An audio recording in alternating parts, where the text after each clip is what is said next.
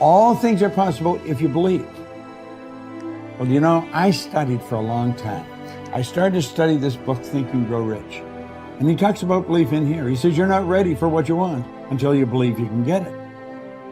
I found that the only two sources of reference we can go to find out anything about ourselves is science and religion. They all say you've got to believe. So I got figuring out, how do you believe? How do you change a belief? Interesting subject, because I'm going to tell you something. Your results are nothing but the manifestation of your belief system. Well, our belief system, now listen carefully, is based upon our evaluation of something. And frequently when we reevaluate a situation, our belief about that situation will change.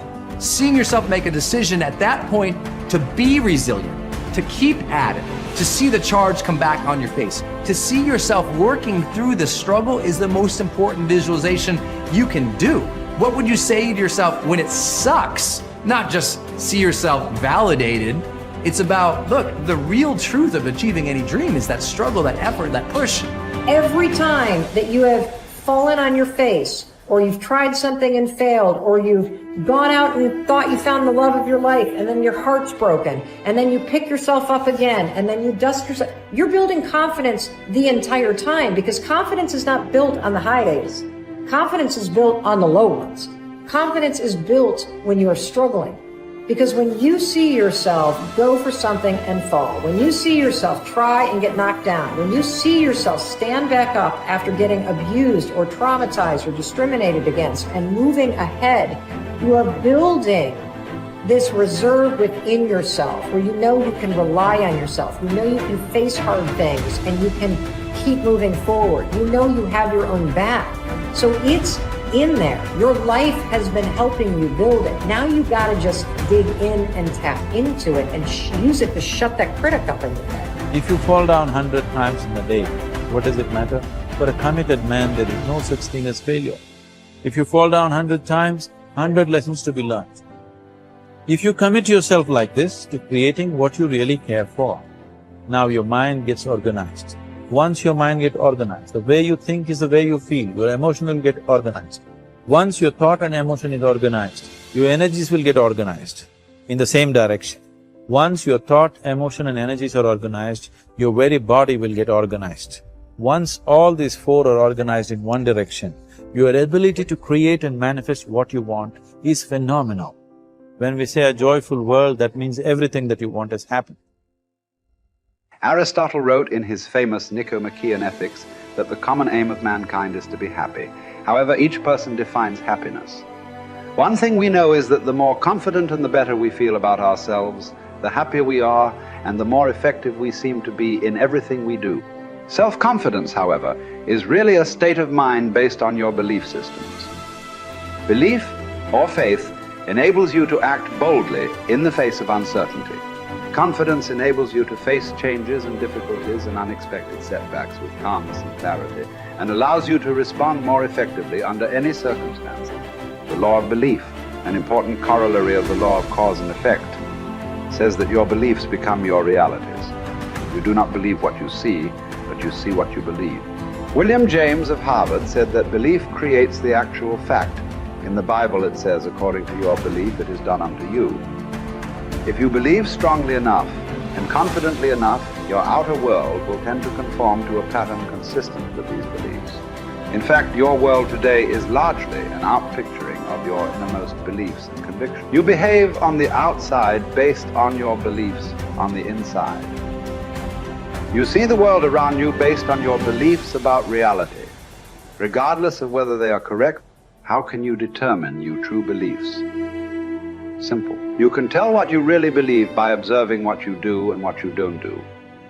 You can tell what you believe by listening to your opinions, your conversations, and by noting your decisions.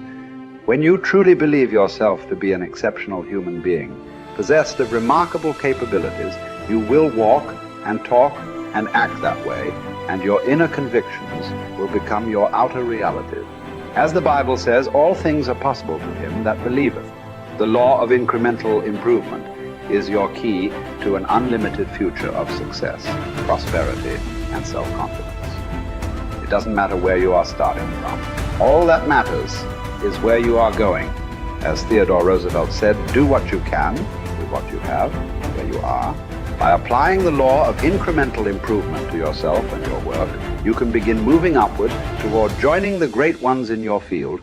If you are doing what you love to do, and you are doing it with all your heart, by engaging in continuous personal and professional improvement, you can begin to move forward at such a rapid rate that it will astonish you.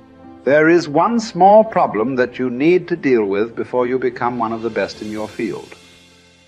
Most of us grow up with feelings of inferiority and inadequacy. Because of low self-esteem and selling ourselves short, many of us never even think about becoming excellent at our work. It never even occurs to us that we have the ability to learn anything we need to learn, to be able to do an outstanding job at anything we put our minds to. The fact is that, generally speaking, you have the capability to excel at anything that is really important to you. If anyone else has achieved a high level of competence in your field, then so can you. All you have to do is to do the same things over and over until sooner or later you get the same results that they have. I stopped wasting time. That helped a lot. I stopped drinking. I stopped going to bars. I really didn't spend a lot of time with my friends when I had young kids in particular. I had friends and I saw them, with some degree of regularity, but where I cut corners was more with social life outside my family. So I spent a lot of time with my wife, and I spent a lot of time with my kids, and I spent a lot of time on my career. And so you have to make choices. And I think those were reasonable choices. I'm not displeased with them. Don't abandon your friendships, but you can certainly look at where you're wasting time and just stop doing things that you know to be a waste of time. So, and I did. And so I had enough room for my marriage, and I had enough room for my kids, and I had enough room for my career, and sort of a multi-dimensional career. And it was always a challenge to me too, to see how efficient I could get. I concentrated on my marriage and making time for it. I concentrated on spending time with my kids consciously, and I concentrated on developing my career. Those were the three elements of my life. And I had some time left over for creative pursuits and for friends, but most of it was a matter of getting rid of time wastes of any sort, and I just pushed that out of my life, day after day until I wasn't wasting any time, or virtually no time. And, I've asked my undergraduates frequently how much time they waste per day, and general estimates are like 6 to 8 hours of time they regard themselves as wasting. Like, that's a whole career right there, right?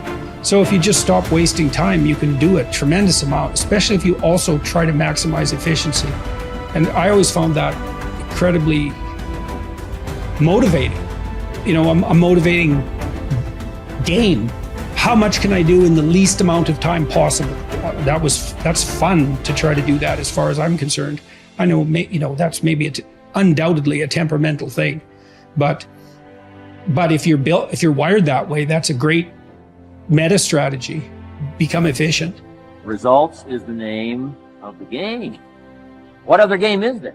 I'm telling you, if you'll start with that, it's called the process of life change, and it doesn't matter how small the process is to start. One discipline starts it, and then one discipline feeds another, and the first thing you know, you've got this whole cycle in an upward positive motion. And it's called life change. It's called income change. It's called health change. Relationship with your family change. Equities unprecedented that you can have in numbers that will stagger the imagination if you do not curse what's available and start amending what's possible to get the results that you want. I don't think I could put it in any better. He said, it's not what happens that determines the major part of your future. It's not what happens. What happens to us all. He said the key is what you do about it. It's not what happens, it's what you do. And he said if you will start that process of change, do something different the next 90 days than you did the last 90 days, like picking up the books to read. Do something different, like the new health disciplines, relationship with your family, whatever it is, doesn't matter how small it is. You'll start doing different things with the same circumstances. Since we cannot change the circumstances, but we can change ourselves. We can change what we do.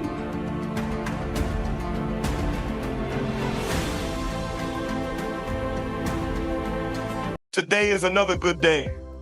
Unlock the path to your best self. Discover the transformative power of the 12 happy life secrets. Embrace all of them and watch your happiness thrive. Remember, your happy life is an inside job.